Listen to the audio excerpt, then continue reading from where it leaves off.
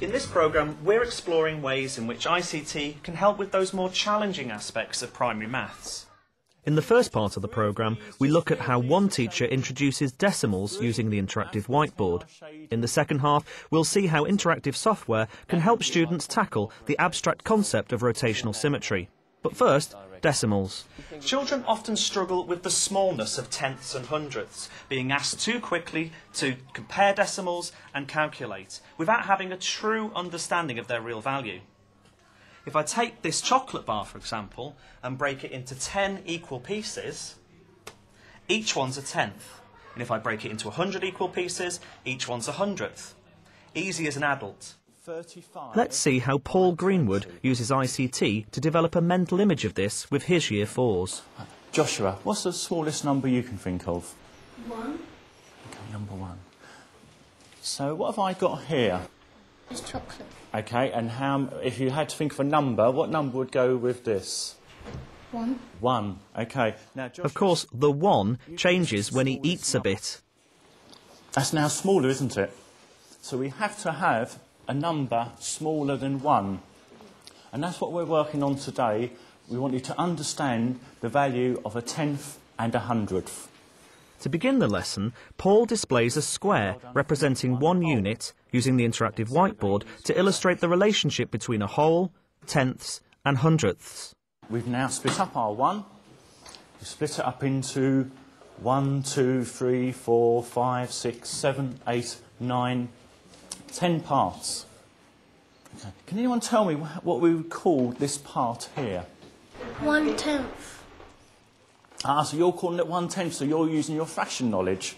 Okay. The pupils are familiar with fractions. They've recapped tenths and units, and before they move on, Paul reminds them of hundredths. He uses presentation slides on the whiteboard to clearly show this further division of the whole. But what have we done now? We've actually changed it now. Before, it was split into tenths. Can anyone work out what we've now split that 1 whole into? It should be 100. Fantastic, Temi. We've now split it into 100 parts, and each part is worth 100th. This game is called... Paul wants the pupils to understand the connection between fractions and decimals. To do this, he's going to get them to play a free online game. OK, let's play. First, Paul plays against a pupil on the interactive whiteboard to demonstrate the game to the whole class. The player starts their clock and a fraction is represented by the shaded hundredth of the whole square. The player has to work out the fraction and enter it as a decimal in the box below. They stop their clock and then it's the next player's turn. So it's 95 100ths, so that's 0.95. I'll stop my clock. You'll go, Amy. 0.3. Well done, stop your clock. You're well in the lead. The pupils then play in pairs on laptops. Shared learning in this way helps develop their grasp of decimals. Let's play. Beginner, advanced. Now, Who's starting first? me. It's What time's going out? 1, 2, 3, 4, 5, 6, 7, 75. The pupils struggling with decimals play together on the interactive whiteboard. The teaching assistant guides them through the game, and with the clock ticking and their friends competing, they really focus on the task in hand.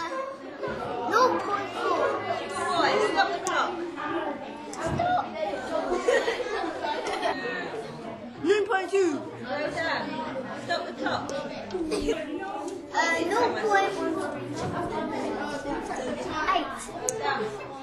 I feel the ICT in the lesson particularly benefited the children who were working with Karen.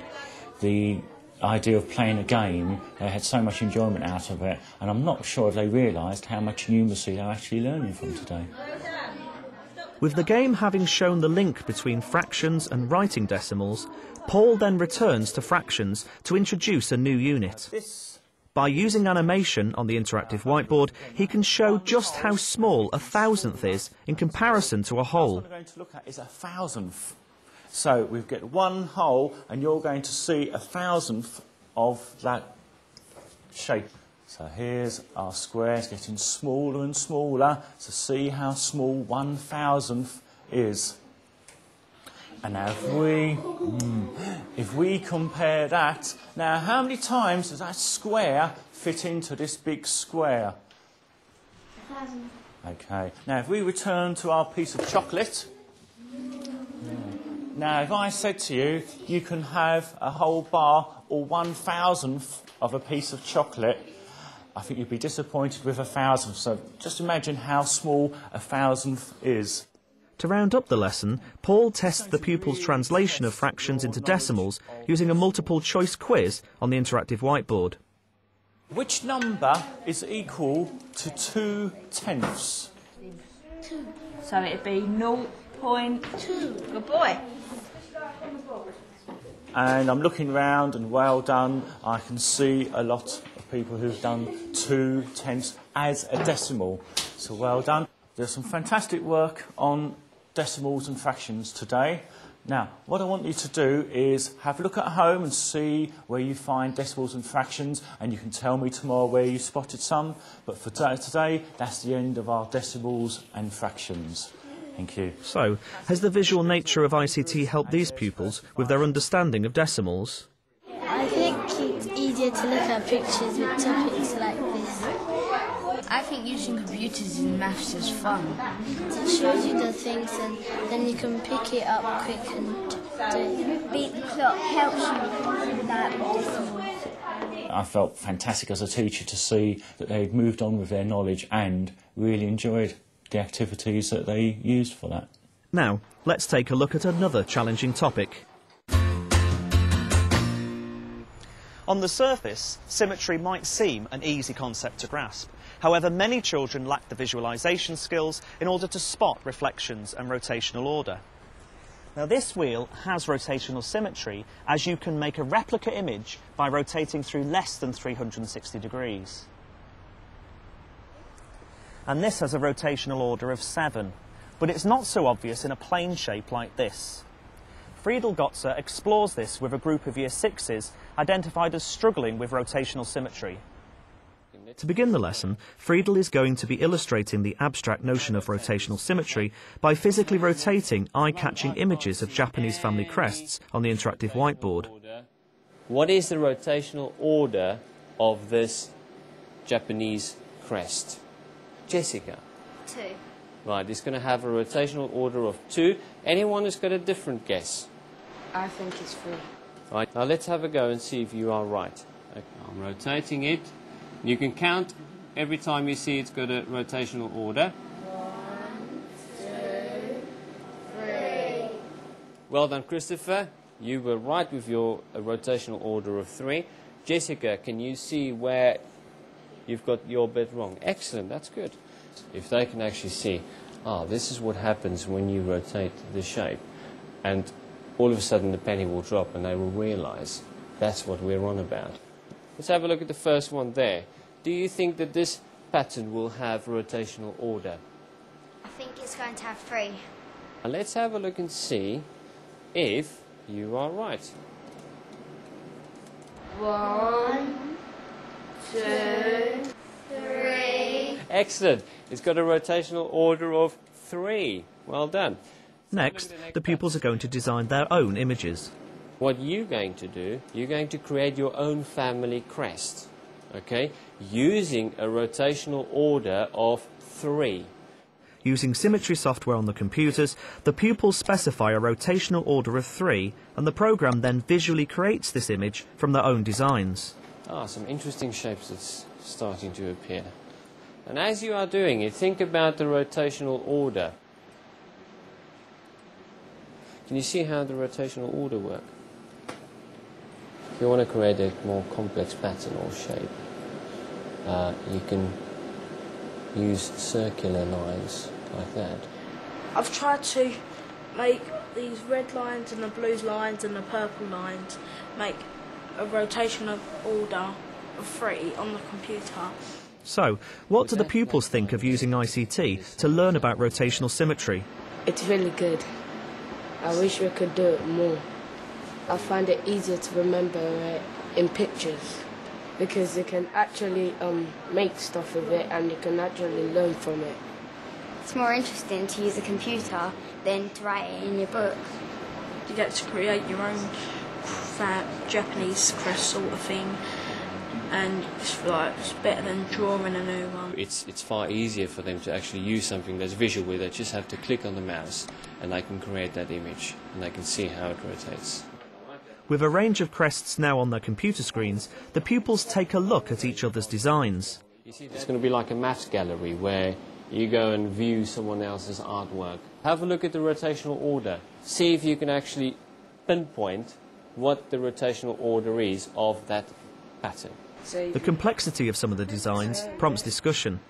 Well, I think, if you see the blue lines, they're all going to have a rotation order, and the red ones, and the purple and the black one. But the blue ones won't, because you've got this bit here, because it's going to have a rotation order of 2. The blue lines, these blue lines, but not this one because it's different. I think it's right. Yeah, right, but just about that bit. That bit is right, because if you rotate it there, it'll look the same as that. And that one will go there. And if you rotate that one, it'll go like the same as that. It's really hard to tell if it's like got rotational symmetry or not, and it's pretty hard. But the outside lines and everything are pretty easy. There is 3 lines of rotation in there, because if you see the black ones, they're all the same, and there's 3 black ones, there's not more than 3. Some of the pupils discuss whether these designs also have mirror symmetry, and if so, whether the images are correct. I think it isn't equal, because if you look at the mirror and you see that, it isn't equal. We have an argument and say, which one is the correct one? Is it the symmetry or the rotation? Rotation. I have to say there was some really good discussion going on, especially in the end, where Christopher was pointing about the mirror line, the line of symmetry. Now, we are not actually discussing the line of symmetry or reflective symmetry, but we are discussing rotational symmetry. Okay? But well done, you did point that out very clearly. To finish off the lesson, Friedel goes back to the interactive whiteboard to look at some more complex shapes. What do you think is the rotational order of this snowflake pattern? I think it's got 6. Craig? I reckon it's 7. Now we'd have to look very carefully. Count when you see rotation order. 1, 2. Using the ICT and maths makes a huge impact on the children. They really enjoy using computers to start with. Secondly, as a teacher, it makes your life a lot easier.